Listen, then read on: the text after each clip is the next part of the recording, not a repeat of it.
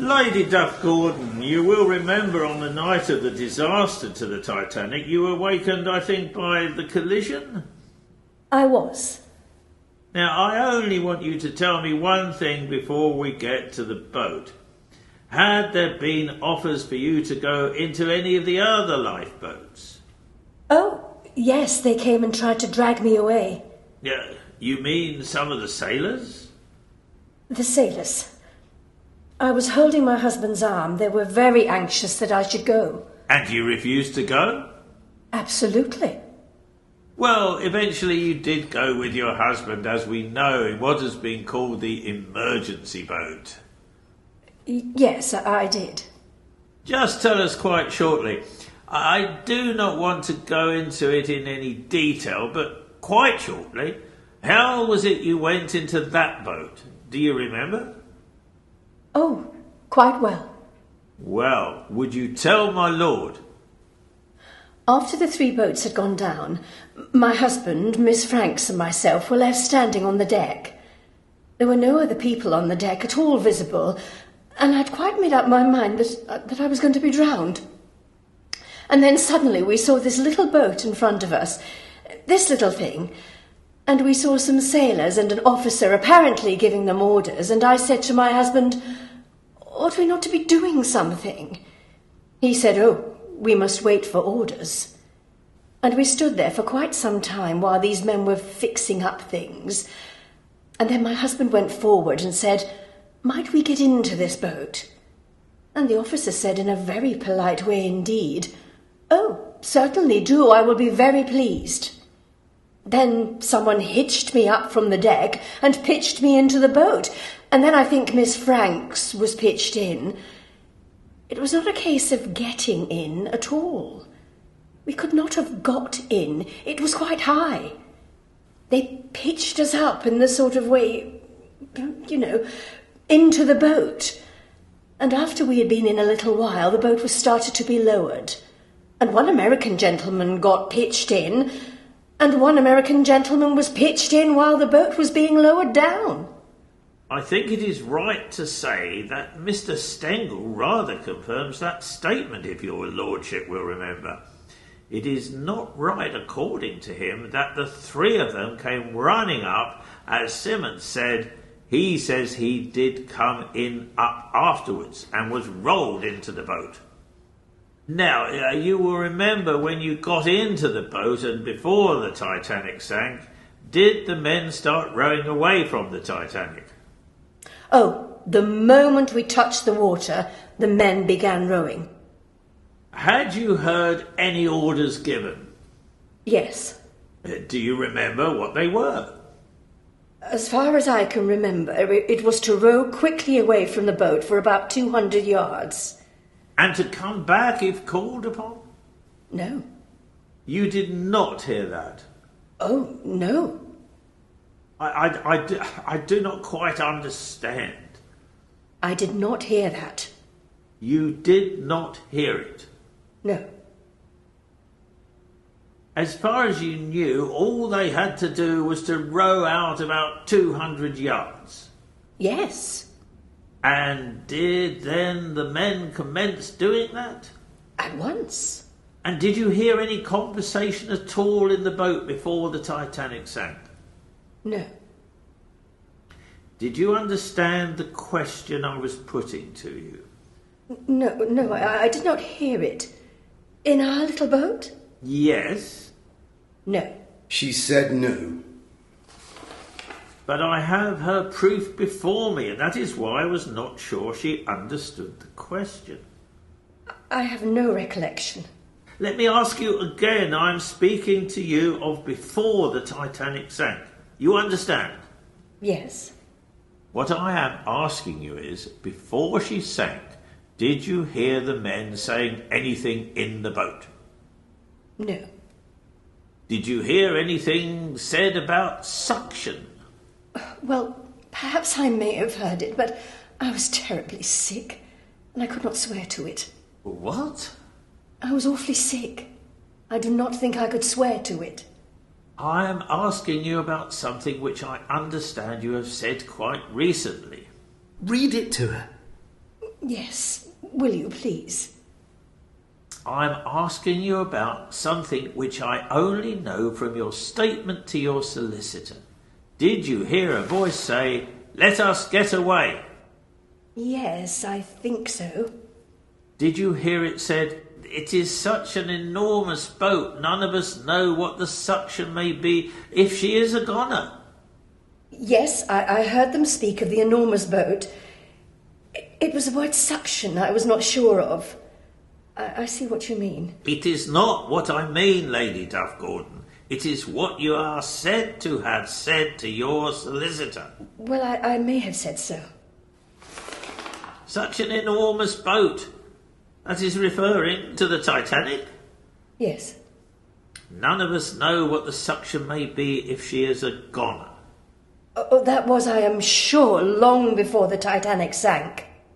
That is what I was asking you. Yes. I put it to you, but I do not think you appreciated the question. No, I do not. It was before the Titanic sank? Yes, it was before. Now, after the Titanic sank, you still continued to be seasick, I understand. Yes, terribly. I only want to ask you one question about that. Tell me, first of all, do you recollect very well what happened when you were in the boat? No. Your mind is hazy about it? Very. There may have been some talk which you would not recollect, I suppose. Well, I do not know. You think you might? I think I would. I will put to you definitely what is said with reference to yourself. Did you hear, after the Titanic had sunk, the cries of the people who were drowning? No, after the Titanic sank, I never heard a cry. You never heard anything? No, not after the Titanic sank. Did you not hear cries at all? Yes, before she sank. Terrible cries. Before she sank? Yes, Did you see her sink? I did. You mean you heard nothing at all after that? My impression was that there was absolute silence. Were your men rowing? Yes. What, all the time? No, that they began to row as soon as the boat went down. Did you hear a proposal made that you should go back to where the Titanic was sunk? No. Did you hear any shouting in your boat? It would be better if you would attend to me. I am listening. Did you hear anybody shout out in the boat that you ought to go back? No. With the object of saving people who were in the Titanic? No. You knew there were people in the Titanic, did you not? No, I did not think so. I do not think I was thinking anything about it. Did you say that it would be dangerous to go back, that you might get swamped? No. There is one question. Have you seen in the London Daily News what purports to be an article specially written by yourself in America? I have. Did you write such an article? No. It is an entire invention from beginning to end? Which article? The one in the Daily News which appeared on the 20th of April? Yes, it is rather inventive. A man wrote it from what he thought he heard me saying. Do you mean to say that somebody came to interview you? Oh, quantities of people came to interview me. But this particular man from the Daily News? No, he did not. He was a friend having supper with us the night we arrived. Will you kindly look at that article? What am I supposed to say? If you will look at the heading of the second column on this side, you will see that it is an article supposed to be specially written by you, and what purports to be your signature appears at the foot of the column. Are you looking at it now, Lady Duff-Gordon, for the first time? For the first time. Do you mean to say you have never seen the Daily News with that article in it up to today? Never. This is the first time. The last little bit here is absolutely a story. Absolutely what? A story. Then if your signature appears there, it is a forgery, is it? Oh, absolutely. Do you mind letting me see that? I have never seen it till this moment. I want to use it for a moment. You say that a friend came and had supper with you, and you suggest he is responsible for what appears here. I know he is. You know he is? Oh, yes. Some of it may be true and some of it may be false. Would you like me to tell you the story? I should like you to answer the question. Is this true that you watched several women and children and some men climb into the lifeboats, and did an officer say, Lady Gordon, are you ready? It is untrue. Is this true? I said to my husband, well, we might as well take a boat, although the trip will only be a little pleasure excursion until the morning. Quite untrue. That is untrue. Is it untrue that you said it was the captain's special boat, that 5 stokers got in and 2 Americans, Mr. Salmon of New York and Mr. Stengel of Newark? I do not remember saying that. It is true, is it not, that that number of persons did get in? It was Mr. Salomon and Mr. Stengel and Miss Franks, my husband and myself. We were the passengers. Besides those 2 passengers, there were Sir Cosmo, myself, Miss Franks, an English girl. Is it true you said that? I think that might easily be. Is this true that you said this? Numbers of men standing by joked with us because we were going out on the ocean. No, that is not true. That is an invention? Absolutely. Is it true that you said that some of them said the ship cannot sink, and that one of them said you will get your death of cold out there amid the ice? Is that true? No, not true. Is it true that you said you were slung off and cruised around for 2 hours, and it did not seem very cold? Quite untrue. Is it true that you said I suddenly clutched the sides of the lifeboat? I had seen the Titanic give a curious shiver. That's an invention, is it? Yes, quite. Did you say everything could be clearly made out, there were no lights on the ship, save for a few lanterns? No. Is this true that you said this? We watched her. We were 200 yards away, go down slowly, almost peacefully. No. Did you say then, an awful silence seemed to hang over everything, and then from the water all about where the Titanic had been arose a bedlam of shrieks and cries? No. I never said that. That is entirely untrue? Absolutely. And is it true that you said this? Who was this gentleman? He was the editor of the Sunday American. His name was Mr. Merritt. What is the Sunday American? It is a newspaper. Is it published in London? No. Where is it published? In New York. I could tell you exactly how it came out if I were allowed to. Is this true that you said this? Women and men were clinging to bits of wreckage in the icy water. No.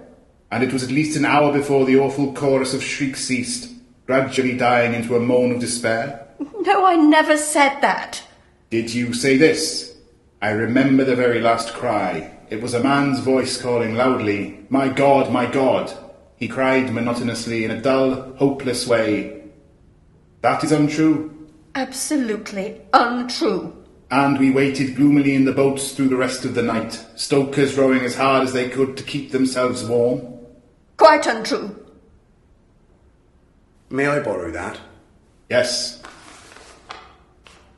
Do you write for any American papers at all? Yes, the Sunday American. Did you supply an article to the Evening Herald? No. I do not think Lady Duff-Gordon can hear. I cannot whether he wrote or she. She? Do you write in the Evening Herald? No. Mr. Duke, do you wish to ask anything? Yes, my lord. I think Lady Duff-Gordon should explain about this article. When you were at New York, you went to an hotel? Yes.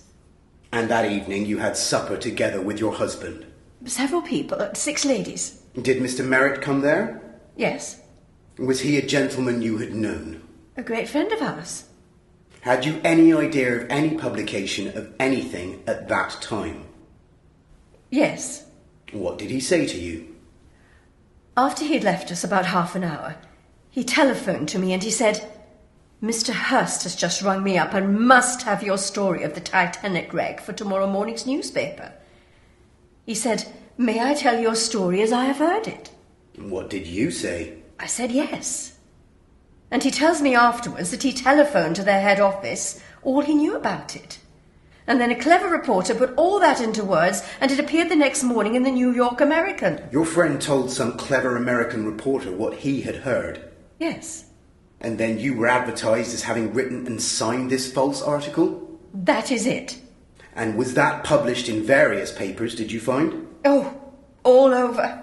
Everywhere.